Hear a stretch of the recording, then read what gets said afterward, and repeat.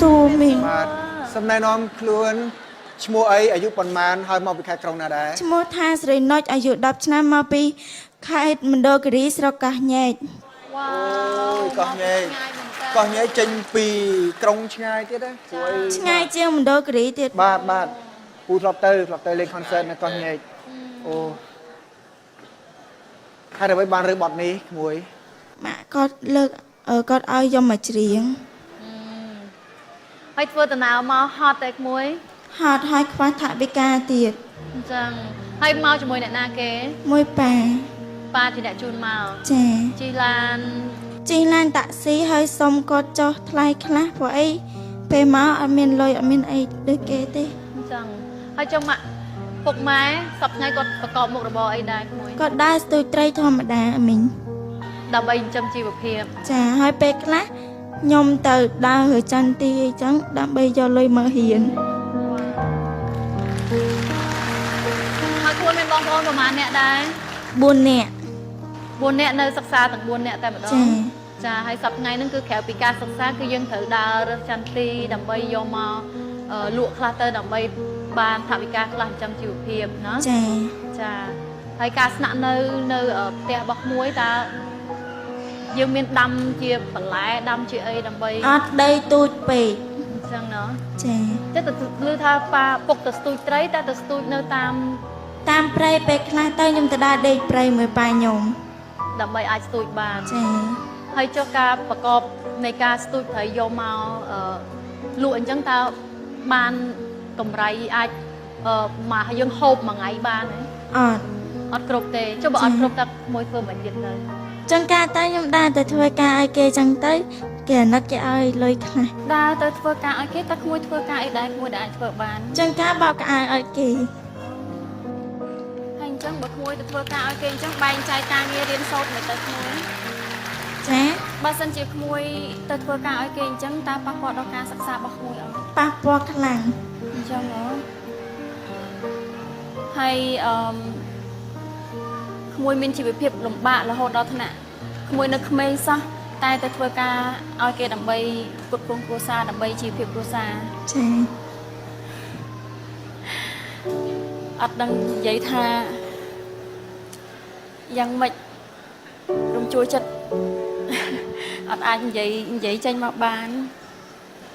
ចុះក្មួយអាចដឹងពីកម្មវិធីប្រឡងចម្រៀងរបស់យើងតាមរយៈអ្វីដែរដែលអាចឲ្យក្មួយចូលរួមប្រឡងប្រជែងគេប្រាប់អ្នកចិត្តខាងប្រាប់ហើយពួកគាត់បានដឹងថាក្មួយចេះច្រៀងដែរចាហើយពេលខ្លះទៅគេឲ្យខ្ញុំមកពេលខ្លះទៅគេថាខ្ញុំច្រៀងអត់កើតទេបាច់មកទេ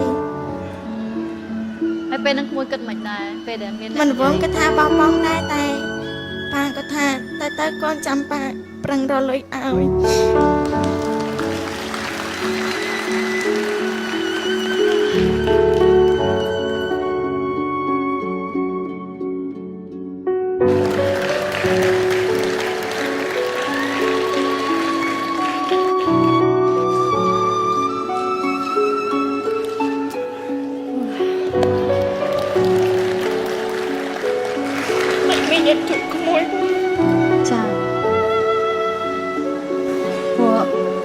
មានពេលខ្លះយើងពិតជាមិនអាចជ្រើសរើសទីកំណើតតែយើងត្រូវកើតនៅកន្លែងណាជាមួយអ្នកណាឬក៏នៅក្នុងជីវភាពបែបណាប៉ុន្តែអ្វីដែលមីងចង់ឲ្យក្មួយខំប្រឹងរក្សាកម្លាំងចិត្តខ្លួនឯងបន្តឆន្ទៈប្រឹងសិក្សាបើចង់ក្លាយជាតារាត្រូវលុតដំនៅសមត្ថភាពខ្លួនឯងបន្ថែមទៀតបើទោះជាថ្ងៃនេះមួយមិនបានទទួលនៅភាពជោគជ័យអាចបន្តទៅវគ្គបន្តប៉ុន្តែក្មួយអាចយកឈ្នះមនុស្សជាច្រើនដែលគេនៅប្រកួតប្រជែងដូចគ្នាតែគេអត់បានមកដល់ឆាកដ៏អស្ចារ្យមួយនេះទេអញ្ចឹងក្មួយឈ្នះគេហើយអញ្ចឹងត្រូវបន្តដំណើរទៀតណាហើយក៏បន្តការសិក្សាពេលខ្លះខ្ញុំខឹងបាក់ចាស់ដែរព្រោះអីលុយ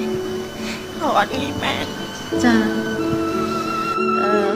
ចុះឥឡូវចាឪពុកមួយនៅណា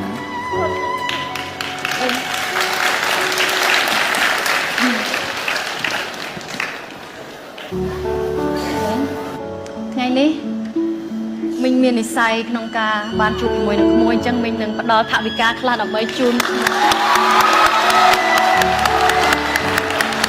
ក្មួយបានរួចសហុយក្នុងការធ្វើដំណើរទាំងទៅទាំងមក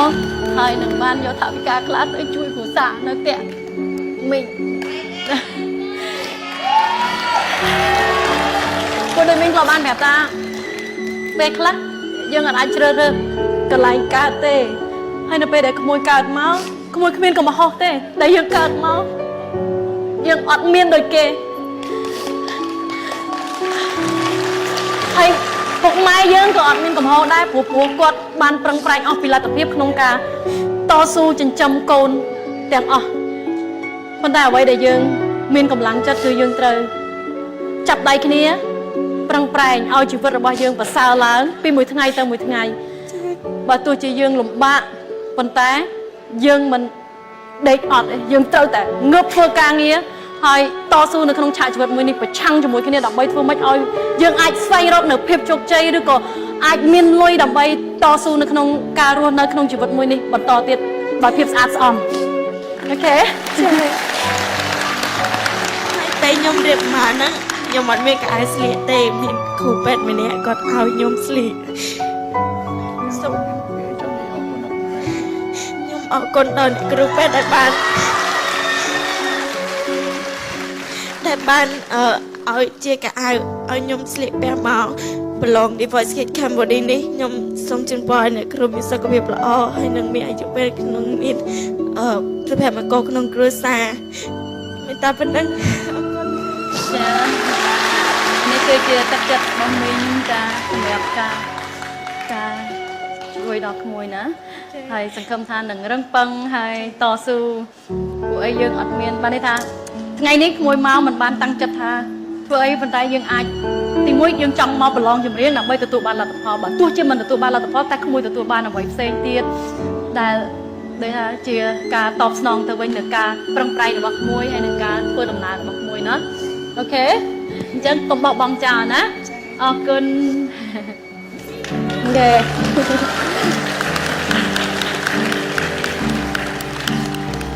គុណក្មួយស៊ូណាអូខេអរគុណចាមកតាមនេះមួយតាមនេះ